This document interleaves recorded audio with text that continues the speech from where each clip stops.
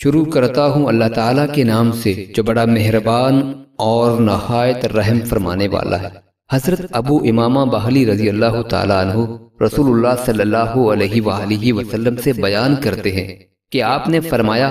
3 قسم کے آدمیوں کا اللہ عز و جل ضامن ہے۔ جو شخص اللہ کی راہ میں جہاد کے لیے نکلا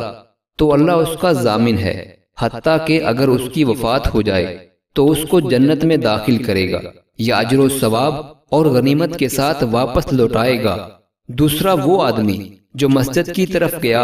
تو اللہ اس کا ضامن ہے، حتیٰ کہ اگر اس کی وفات ہو جائے تو اس کو جنت میں داخل کرے گا یا اجر و ثواب اور غنیمت کے ساتھ لوٹائے گا۔ اور تیسرا وہ آدمی جو سلام یا سلامتی کے ساتھ اپنے گھر میں داخل ہوا تو اللہ عز و جل اس کا ضامن ہے۔ حضرت ابو ہریرہ رضی اللہ تعالیٰ عنہ کا بیان ہے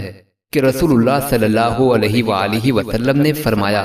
جو کوئی علم حاصل کرنے کے لیے کسی راہ پر چلتا ہے تو اللہ تعالیٰ اس کی وجہ سے اس کے لیے جنت کا راستہ آسان فرما دیتا ہے، اور جسے اس کے عمل نے پیچھے رکھا اس کا نسب اسے آگے نہیں بڑھا سکتا۔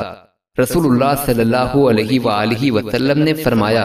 جنت میں وہ شخص داخل نہیں ہوگا جس کے دل میں رائی کے دانہ کے برابر بھی تکبر ہوگا، اور جہنم میں وہ شخص داخل نہیں ہوگا جس کے دل میں رائی کے دانہ کے برابر ایمان ہوگا۔